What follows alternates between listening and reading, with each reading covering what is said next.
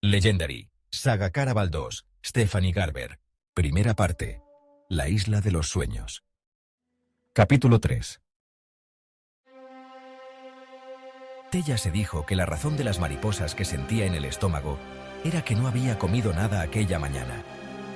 Dante había dormido en el bosque, pero no llevaba ni una brizna de hierba en sus botas pulidas. Vestido de negro, sin más que un pañuelo suelto en el cuello, parecía un ángel oscuro y sin alas que había sido expulsado del cielo para caer a sus pies.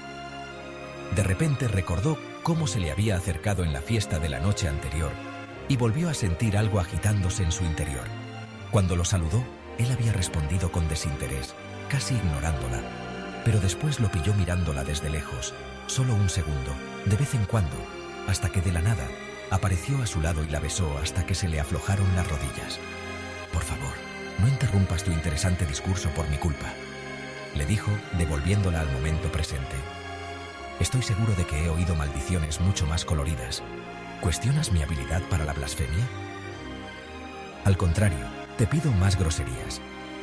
Su voz era tan grave que Tella habría jurado que los lazos que bajaban por la espalda de su vestido se habían enroscado.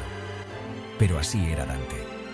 Le hablaba igual a todas las chicas, dedicándoles su devastadora sonrisa y engatusándolas y seduciéndolas hasta que conseguía que se desabotonaran las blusas o se levantaran las faldas.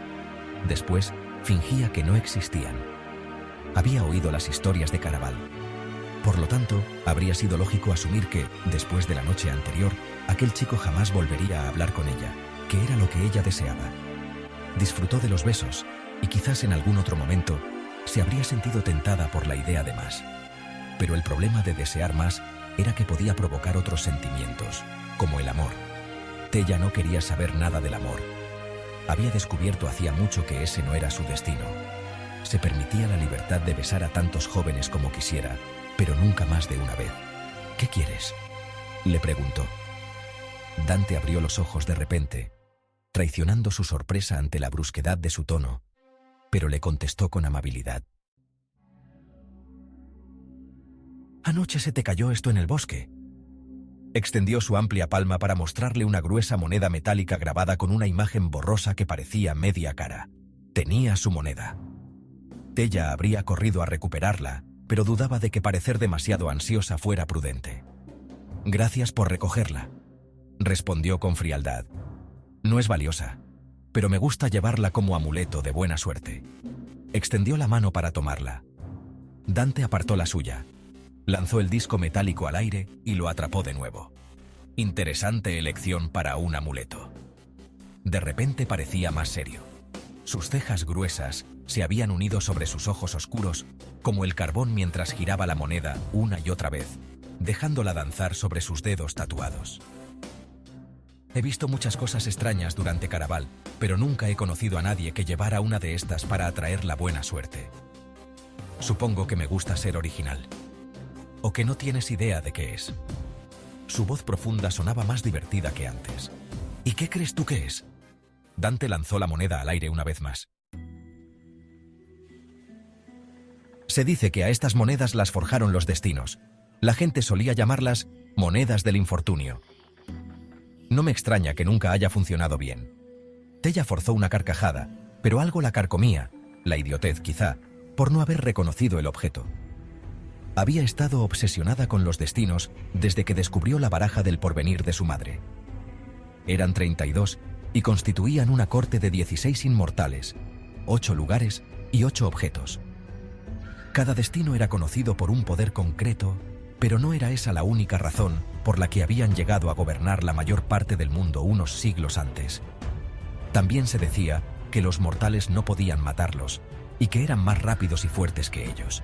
Hacía siglos, antes de que desaparecieran, los destinos representados en las barajas del porvenir habían gobernado casi toda la tierra como dioses, algunos crueles.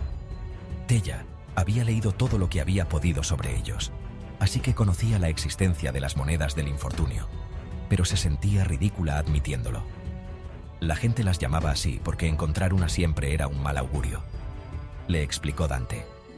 Se rumoreaba que tenían la habilidad mágica de rastrear el paradero de una persona, Los destinos las introducían en los bolsillos de sus siervos humanos, de sus amantes, o de aquel a quien desearan seguir, mantener cerca o controlar. Nunca había tenido una en la mano antes de hoy, pero he oído que, si la giras, puedes ver a qué destino perteneció. Dante dejó la moneda en el borde de un banco cercano. Una emoción desagradable subió danzando por la columna de Tella. Aunque Dante parecía saber mucho sobre historia oscura, no sabía si creía en el poder de los destinos. Ella lo hacía. Se decía que la doncella de la muerte predecía la pérdida de un ser querido o de un miembro de la familia. Unos días después de extraer la carta y ver a la doncella con la cabeza en una jaula de perlas, su madre había desaparecido. Sabía que era infantil creer que girar esa carta hubiera provocado su desaparición, pero no todas las creencias infantiles eran erróneas. Su madre le había advertido que los destinos tenían la habilidad de retorcer el futuro, y Tella había visto a el oráculo, una y otra vez, predecir un futuro que siempre se hacía realidad. Tella contuvo el aliento mientras Dante daba un giro brusco a la moneda. Zum, zum, zum. La moneda giró hasta que los grabados de cada lado comenzaron a tomar solidez, uniéndose como por arte de magia para formar un rostro que ya conocía, el de un joven apuesto con una sonrisa cruel. El tipo de sonrisa que causaba estragos y hacía que Tella se imaginara dientes mordiendo corazones y labios presionados contra venas perforadas. Aunque era pequeña, Tella podía ver la imagen con claridad.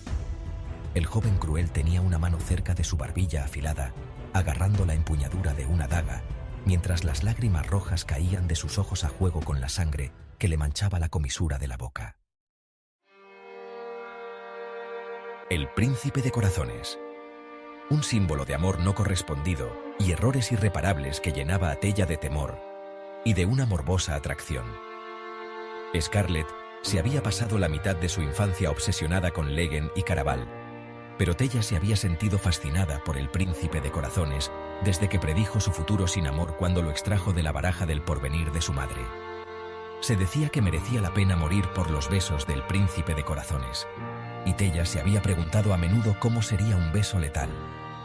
Pero al crecer, había besado a suficientes chicos para darse cuenta de que no merecía la pena morir por ningún beso, y comenzaba a sospechar que las historias eran simples fábulas para ilustrar los peligros de enamorarse. También se decía que el príncipe de corazones no era capaz de amar porque su corazón había dejado de latir hacía mucho. Solo una persona podría hacerlo latir de nuevo, su verdadero amor. Decían que sus besos eran letales para todos excepto para ella, su única debilidad, y que mientras la buscaba, había dejado un rastro de cadáveres. Un nuevo escalofrío lamió la nuca de Tella y detuvo la moneda con un golpe de su palma. «Parece que no te gusta demasiado el príncipe», dijo Dante. Parecía que la moneda iba a caerse, y entonces habría tenido que perseguirla. El joven elevó una comisura de su boca. No parecía demasiado convencido. Tella se percató de que acababa de hablar del príncipe de corazones, como si él y el resto de los destinos siguieran merodeando por el imperio, en lugar de haber desaparecido hacía más de un siglo. «No sé por qué llevas esa moneda en realidad», le dijo Dante, «pero ten cuidado. Nada bueno ha salido nunca de algo que un destino haya tocado». Levantó los ojos hacia el cielo como si los destinos estuvieran viéndolos desde arriba, espiándolos mientras hablaban. Entonces, antes de que Tella pudiera responder, el joven se marchó, caminando con seguridad y dejándola con una moneda que le quemaba en la palma, y con la insólita sensación de que quizás aquel chico guapo era algo más de lo que en un principio había sospechado.